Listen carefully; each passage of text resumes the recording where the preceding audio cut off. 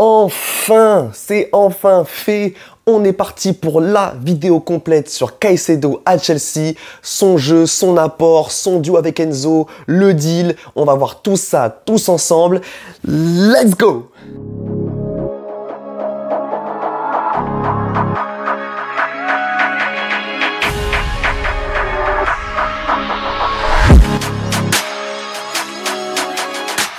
Commençons par le commencement, je te laisse liker la vidéo pour souhaiter la bienvenue à Moises Caicedo. Ce deal est... Le joueur est incroyable, mais le deal, il est quand même assez catastrophique. Après plus d'un mois de négociation, tu finis par lâcher 133 millions d'euros pour ce joueur. Apparemment, on est sur 115 plus 18, mais les chiffres sont monstrueux. 6 mois après avoir lâché à peu près la même somme, un peu moins, pour Enzo.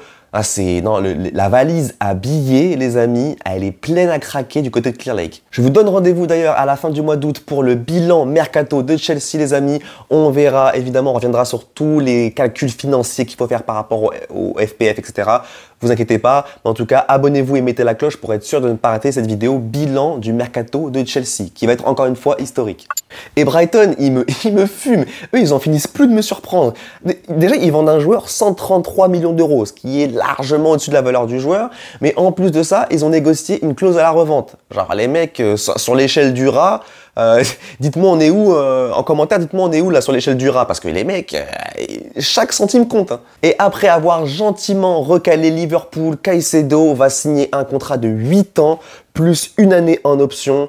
On est à ça du contrat à vie, hein. Là franchement, voilà, on est sur un contrat qui va l'emmener jusqu'à ses 30 ans, tout comme Enzo d'ailleurs. Ces deux-là vont grandir ensemble et on espère qu'ils pourront jouer ensemble les yeux fermés très très vite, parce que clairement là, ça pue beaucoup trop le football.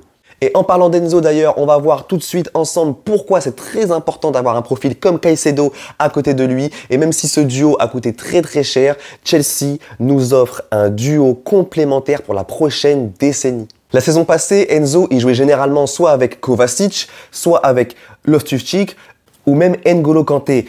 Et avec ces trois joueurs, le constat est le même. Enzo était le joueur le plus en retrait. Tout simplement parce qu'avec la perte d'Enzo, tu avais besoin d'un maestro, d'un regista pour faire le jeu. Et c'était pas du tout le rôle qu'il avait au Mondial ou avec Benfica. Malgré tout, Enzo est tellement un crack qu'être en retrait a quand même mis en valeur une de ses qualités, c'est le jeu long, où il excelle clairement. Mais ça nous a aussi privé de son jeu dans le dernier tiers. Et comme on peut le voir ici, on a à gauche son passage à Benfica et ensuite la fin de saison avec Chelsea. Et on peut voir qu'en bleu, dans ces XG créés, il y a une grosse baisse tout simplement parce qu'il était beaucoup moins haut sur le terrain. On peut voir aussi que son volume de tir a considérablement baissé. Par contre, vu qu'il était plus bas, forcément ses passes progressives ont explosé. Mais quand même, Enzo dans le dernier tiers, on en a vu un peu un échantillon à Chelsea, mais c'est quand même déjà très fort. Mais le plus gros ennui de voir Enzo aussi bas, c'est sur les transitions défensives. Là où ça demande de courir après le ballon et après les joueurs en transition. Et à l'image de Jorginho, c'est pas non plus l'athlète le plus rapide, quoi. Et ce qui illustre parfaitement cette faille, c'est cette action contre Dortmund. Pour toutes ces raisons, les amis, il nous fallait un profil comme Caicedo à côté de Enzo. On va commencer par son jeu sans ballon. C'est simple, Caicedo en termes de récupération de balles, c'est un crack. On peut le voir ici avec quelques statistiques, mais clairement, c'est un joueur qui se place hyper bien, qui anticipe super bien qui va recevoir le ballon en fait. Et il va pas hésiter quand il a analysé qui va recevoir le ballon à se jeter sur la ligne de passe ou alors à suivre le joueur et à ne pas le laisser respirer. Le joueur qui va recevoir le ballon n'aura pas le temps de pouvoir se retourner pour faire sa vie et voir. Non, si Caicedo sait que tu vas avoir le ballon, tu as vraiment une seconde pour te décider à faire quelque chose. Il couvre énormément de terrain et sur ce point-là, il a une énergie comparable à celle de Gallagher. Clairement, on est sur des joueurs qui courent le marathon à chaque match. C'est aussi un très bon tacleur, même si moi, personnellement, j'aimerais qu'il défende un peu plus debout parce que je trouve qu'il a un peu tendance à se mettre au sol assez rapidement. Donc défensivement, pas de souci, Enzo peut monter sereinement, il sait que derrière lui, la zone est contrôlée par Caicedo. Et avec ballon, Caicedo va aussi beaucoup apporter. Il sort d'une saison avec Brighton où il a montré qu'il était vraiment compétent dans beaucoup de domaines, notamment la conservation du ballon. En première ligue la saison passée, il ne perd que 12% de ses ballons, ce qui est par exemple beaucoup mieux que Bruno Guimaraes. Vraiment, il est hyper résistant à la pression et avec un double pivot Enzo-Caicedo qui ne perd quasiment jamais le ballon, ça va beaucoup nous aider dans la construction du jeu. Et en parlant de construction du jeu, sa distribution est vraiment bonne aussi. Et si tu pars du principe qu'il peut encore progresser dans ce domaine-là, ça peut vraiment devenir un atout majeur. La plupart du temps, ses passes sont assez safe, mais il est toujours en mouvement. Et une passe, même si elle est simple, avec du mouvement derrière, elle peut être capitale pour faire avancer le jeu. Et quand il faut prendre des risques et faire des passes qui cassent les lignes, il sait le faire aussi. Je dirais pas qu'il est élite dans ce domaine, beaucoup de gens vont vous faire croire ça, mais je pense que par contre qu'il peut le devenir, parce que vraiment il sait le faire, et c'est juste que pour moi à Brighton, en tout cas dans le système, c'était pas forcément lui qui le faisait le plus souvent ou quoi, mais il est capable de le faire, et je pense qu'il peut vraiment progresser et avoir un meilleur taux de réussite, mais en tout cas, voilà, je pense qu'il n'est pas encore élite, mais il peut le devenir.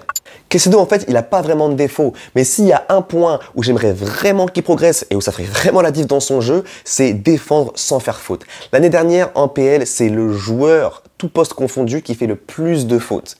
Vraiment, quand tu le vois jouer, ça saute aux yeux. Ok, il a l'activité d'un N'Golo Kanté. Et même, il fait ce truc que Kanté fait beaucoup, c'est que même quand tu crois qu'il est battu, il va faire cette course, cette extra course pour te rattraper et te rattraper, tu sais, en faisant un tac par derrière comme ça. Kanté le faisait magnifiquement bien, mais Kanté surtout, il le faisait sans faire faute. Et même si Caicedo fait beaucoup cette extra course pour te rattraper, même quand tu penses l'avoir battu, généralement, il revient en faisant faute.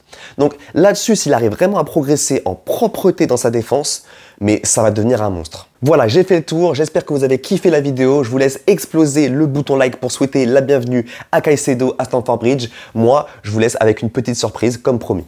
Est-ce que vous vous rappelez de ce chant ?